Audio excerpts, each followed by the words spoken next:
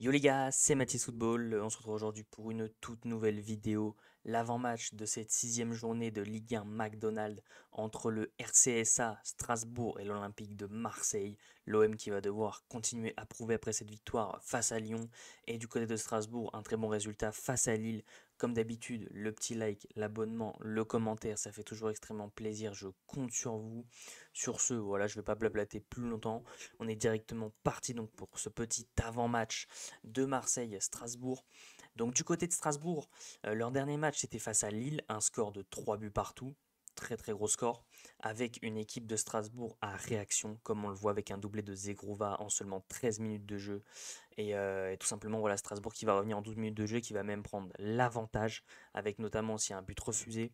Ça montre une certaine force de caractère du côté de Strasbourg, donc il faudra faire attention à ça. Ils sont classés à l'heure actuelle 10e de Ligue 1, avec 11 buts marqués, 10 encaissés, seulement une seule victoire, c'était face à Rennes. 3 buts à 1, sinon voilà, 3 nuls et une seule défaite. La défaite c'était face à Lyon, voilà un très très beau match. Donc voilà, je pense que de ce côté-là, du côté de Strasbourg, il faudra faire très très attention, alors que du côté de l'OM, on reste sur un Olympico remporté à 10 contre 11, avec un but de Jonathan Rowe à la toute fin pour venir climatiser ce stade. Bah voilà les mecs, je sais pas trop quoi dire. Je pense que vraiment du côté de l'Olympico Lyon-Marseille, j'ai pas mal fait le tour, que ça soit sur Insta, Twitter ou même sur la chaîne YouTube. J'ai pas mal fait le tour, voilà, avec une très belle victoire, notamment arrachée dans les arrêts de jeu, mais avec un très très beau match où l'OM s'est pas fait marcher dessus. Voilà, il n'y a pas grand chose à dire avec des entrants, Paul Lirola, Garcia qui ont fait de très belles entrées, et notamment Jonathan Rowe, les trois de façon, qui ont fait une énorme entrée. Donc voilà, on va pas blablater plus longtemps. Du côté des 5 matchs en Ligue 1 pour l'OM, on est sur 4 victoires et un match nul. Le seul nul, c'était face à Reims à domicile au Vélodrome. Là, on se déplace du côté de Strasbourg, on espère aller accrocher un gros score. Du côté des compos probables, les mecs, pour Strasbourg, on est sur du Johnson dans les cages, Doué, So, Silla, Morera. Audrey Santos, Doucouré, Bakwa, Diarra, Nanasi, Emega et Morera. Je vais pas faire le mytho du côté de Strasbourg, je connais pas grand monde, ça a beaucoup bougé cet été, notamment depuis qu'ils ont été rachetés par Chelsea. Donc voilà, il y a eu beaucoup d'arrivées et c'est dur de tout prendre en compte. Du côté de Marseille, on repartirait sur du roulis dans les cages. Lirola, Cornelius, Brassier, Murillo, Højbjerg, Koné, Greenwood, Harit, Luis Enrique, Neil, Mopé. Voilà, donc ça c'est les compos probables du côté de Winamax. De mon côté les mecs, alors déjà il y a quelques petits détails que j'avais oubliés, donc je les remettrai dans le contexte. Donc tout d'abord, voilà, donc on partirait sur du roulis dans les buts. Pour moi, il fait un début de saison canon. J'ai d'ailleurs tweeté sur lui en disant que je ne m'attendais pas à ça.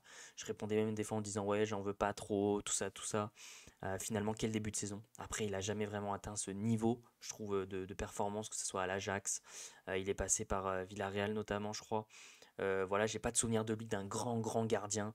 Pour l'instant, il le montre, deux pénaltys arrêtés. C'est l'un des meilleurs gardiens de Ligue 1 à l'heure actuelle. On sait qu'il y a quand même Donnarumma qui est devant. Mais à l'heure actuelle, on est quand même sur du roulis de très haut standing. Du côté de la défense, on aura bien évidemment Balerdi qui sera suspendu après ce deuxième jaune, voilà, où l'OM a fait une demande, mais on savait que ça ne serait pas accepté pour l'enlever. Bon, bah voilà, malheureusement, on va devoir faire sans. Donc moi je serais parti sur du Brassier Kondogbia. C'est vrai que j'avais oublié qu'il y avait le retour de Cornelius.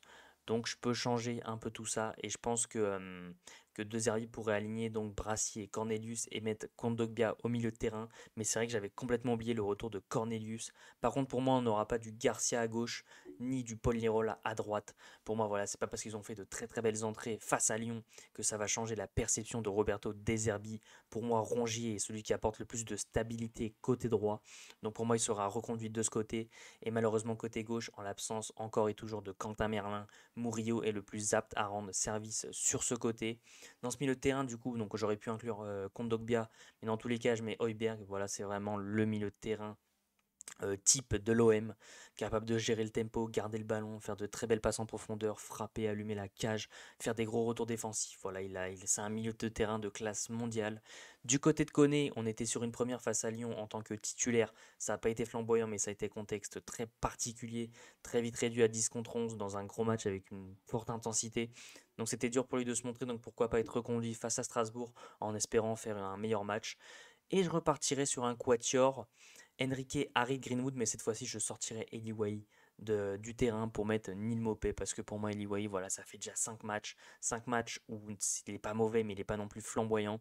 Donc pourquoi pas voilà, repartir avec Neil Maupay en pointe, où dès qu'il avait été titulaire, c'était face à Nice. Il avait, euh, il avait marqué. Pour moi, voilà, même si Jonathan Roy fait une très très belle entrée en remplaçant Luis Enrique, je garderai Enrique quand même. Pourquoi pas voilà, continuer à faire rentrer Jonathan Rowe dans les 20-25 dernières minutes. Mais pour l'instant, ça marche bien, donc je garderai Luis Enrique. Harit, pareil, on sait qu'il y a Carboni, Koné qui peut remonter un cran plus haut. Mais pour l'instant, Harit fait un très très bon début de saison, donc il n'y a pas trop de raison de le bouger. Et Greenwood, pour moi, est un peu indéboulonnable à son poste. Voilà, je vois personne venir et lui prendre la place, auteur d'un très très bon début de saison, et on espère qu'il va continuer comme ça. Donc on espère bien évidemment une victoire, les 3 points face à Strasbourg. Donc comme d'habitude les mecs, si cette petite vidéo vous a plu, le petit like, voilà pour le référencement, ça fait toujours extrêmement plaisir. N'oubliez pas de vous abonner en activant la cloche des notifications pour ne rien louper sur la chaîne YouTube, à commenter en me donnant votre avis sur ma compo probable et quelle aurait été la vôtre. Je vous laisse m'écrire tout ça en commentaire. En commentaire. N'oubliez pas voilà, également de venir me suivre sur tous mes réseaux sociaux qui sont dans la description. Il y a absolument tout. Sur ce, on continue de supporter le plus grand club de France, l'Olympique de Marseille. On espère aller arracher les 3 points à la Méno. Sur ce, c'était Mathis Football. Ciao l'équipe.